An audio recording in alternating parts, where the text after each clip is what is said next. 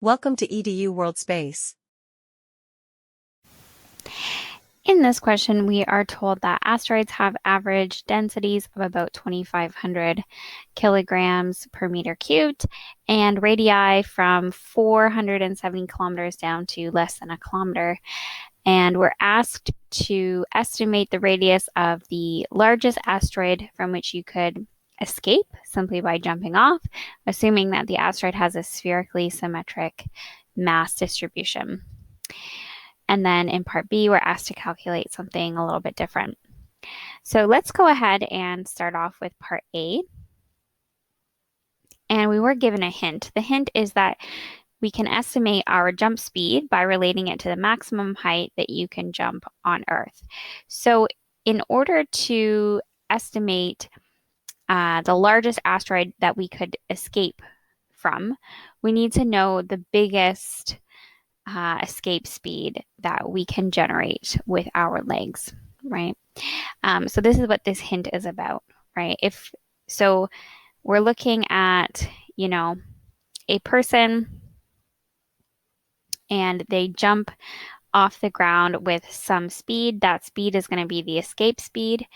And on Earth, that speed is directly related to, how high you can jump, right? So maybe you jump with a speed v and you reach a height h. And so if we can estimate a height that we can typically jump, then we can use conservation of energy to estimate what that speed was that generated that height. So think about what a typical height would be that somebody could maybe jump. I think, if you investigate this on your own, how high you can jump. Most people are going to be, a foot off the ground, maybe 2 feet. So I'm going to estimate that as about 30 centimeters or 0.3 meters. And what speed do you need on Earth to generate that height, right? How fast you need to be leaving the ground in order to get to that height. We can calculate that using conservation of energy, right? Because all of the kinetic energy at the beginning of the motion should be transmitted into gravitational potential at the height of the motion. So the kinetic energy is 1/2 mv squared, and the gravitational potential is mgh. So we can just cancel off our m's, multiply by 2, and take the square root. Okay, so here we have our estimate for this speed, the maximum speed that someone can generate with their leg muscles. So we're just going to plug everything in here. And from that calculation, I get about 2.43 meters per second. So answers are going to vary here depending on, what you estimate for that height. So now we're going to use this as the escape speed. We're going to assume that this is the largest escape speed or the largest speed that someone can generate and see how that corresponds to the mass of the asteroid that can be escaped from. So let's look at the formula for escape speed. So that's going to be equal to 2gm over r. And you can take a look at example 12.5 in the book if you want to know more about this formula. The problem with this formula is that we were given an average density for a particular, we were given an average density for asteroids, but we weren't given a radius or a mass. In fact, the mass is what we're trying to, or the radius, sorry, is what we're trying to find. So what we need to do is rewrite this formula to get rid of mass, because that's something that we're not calculating and is not given to us. And what we can do is we can rewrite the mass in terms of the density, right? So we know that mass is equal to density times volume, and we can rewrite volume as 4 pi over 3. r cubed. So the mass becomes 4 pi over 3 rho r cubed. And so we can just substitute that into the formula to get a new formula for escape speed. So the 4 pi becomes 8 pi when it gets multiplied by 2. We've still got our g there. We've got a factor of rho. And then the r cubed gets divided by r in the denominator, and so we're left with r squared. So in fact, we can pull that r squared out of the square root and it just becomes r.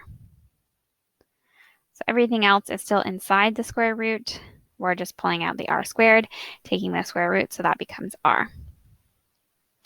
So now we're off to the races here. I have an estimate for my escape speed. That's 2.43. And I'm going to use that typical density that was given, 2,500 kilograms. So once you plug this factor into the calculator with g and rho, we get 1.18 times 10 to the minus 3 times r. And then we can find r just by taking 2.43 and dividing by 1.18. So this is an estimate, and once we do this division, we get a value that's about 2,000 kilometers. Okay, so the biggest asteroid, sorry, not 2,000 kilometers, 2,000 meters, or 2 kilometers. So the biggest asteroid that we could escape just merely by jumping off and using the power of our legs is about 2 kilometers. Answers are going to vary here depending on what you estimated for the height you can jump on Earth and the escape speed here. So this is the final answer to part A, but again, answers can vary.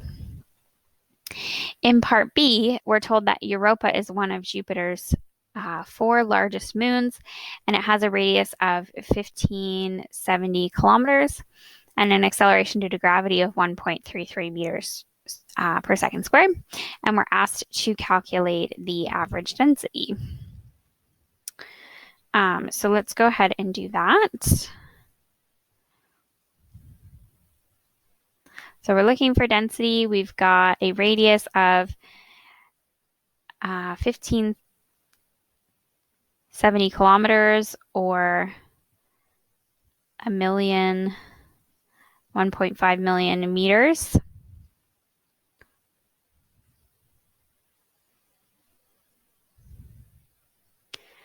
And an acceleration due to gravity, 1.33.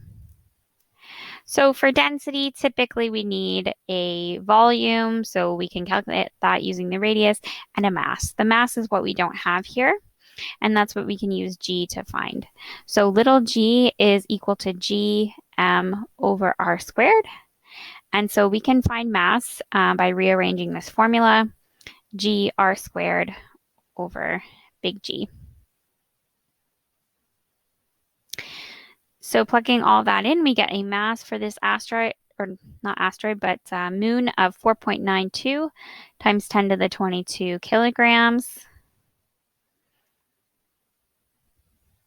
which makes sense because that's about, 1/100th of the mass of the Earth.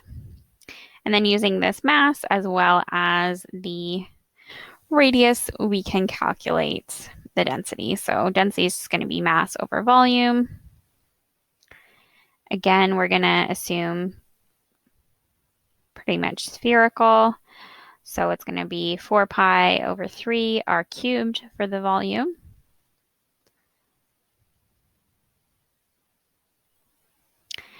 And when we plug that in to the calculator, we get a value of about 3,032 kilograms per meter cubed.